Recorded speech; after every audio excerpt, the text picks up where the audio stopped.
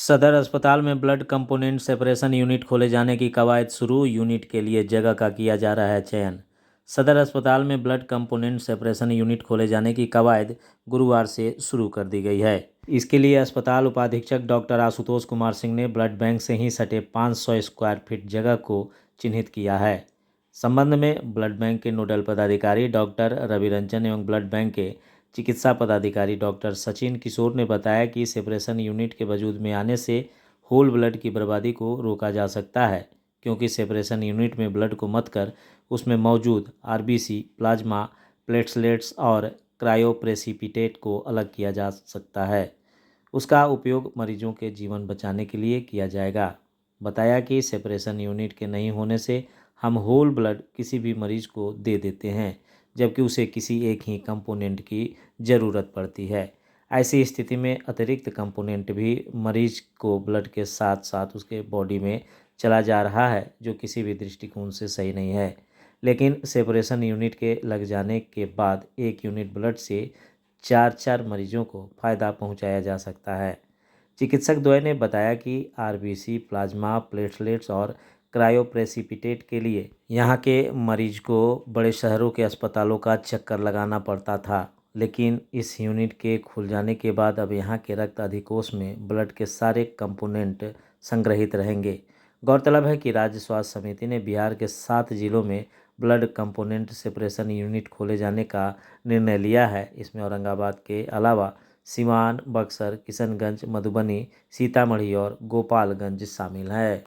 Sir, blood separation unit की यहाँ स्थापना होनी है, राज्य सरकार की तरफ से मंजूरी मिल गई है, क्या क्या फ़ायदे हैं इसके? जैसा कि आपने सुना होगा, एक तीर मल्टीपल निशान है।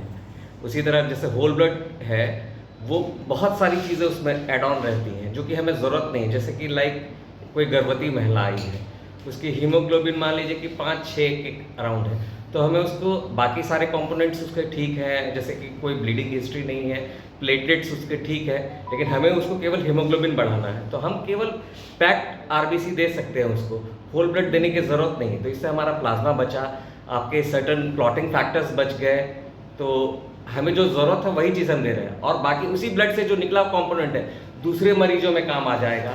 जिसको मान लीजिए कि किसी को डेंगू उसी टाइम पे हुआ है, तो उसमें प्लेटलेट की ज़रूरत है, तो हम उसमें वो प्लेटलेट चढ़ा सकते हैं जिसमें से उस होल ब्लड में से जो प्लेटलेट निकला है उसमें से आरबीसी गर्भवती महिला को चढ़ गया और प्लेटलेट्स डेंगू वाले मरीज को चढ़ गए, तो हमारे मल्टीपल काम उससे हो जाएंगे।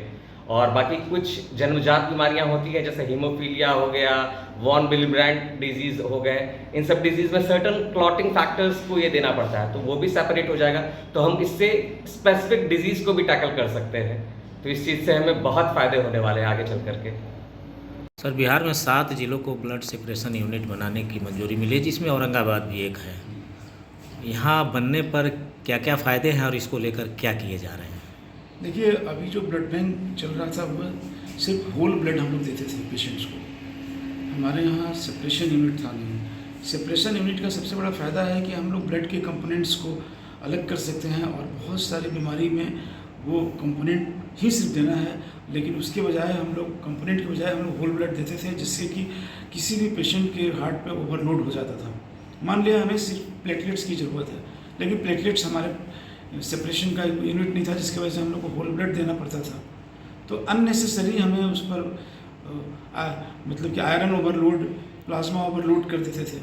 इसलिए हमें स्पेसिफिक अगर कंपोनेंट देते हैं तो बहुत सारी बीमारियों का निजात बहुत आसानी से हम लोग कर सकते हैं, और मैनेजमेंट उसका अच्छे से हो सकता है।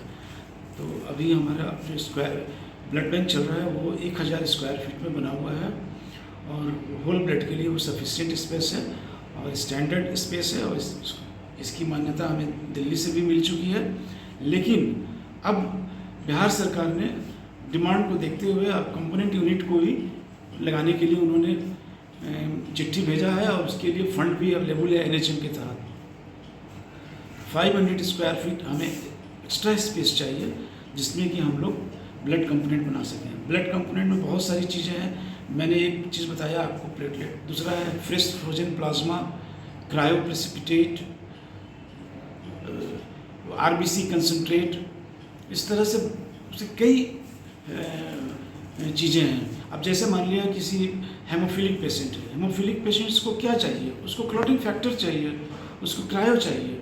क्रायो की जगह हम लोग ब्लड ट्रांसफ्यूज करते हैं, तो उसके हार्ट पे तो लोड हम लोग दे देते हैं एक्स्ट्रा।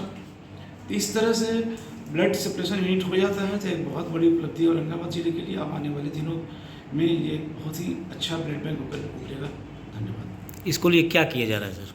इसके लिए हम लोग स्पेस को देख रहे हैं, हमें बहुत जल्दी स्पेस बताना होगा, इसकी सूचना देनी होगी। 500 स्क्वायर फीट हम कैसे लेंगे जो कि हमारे ब्लड बैंक से कनेक्टेड हो। तो आजू बाजू में जो स्पेस है उसको हम लोग आइडेंटिफाई किए हैं, उसका मेजरमेंट करा के हम रिपोर्ट करेंगे ईडी को।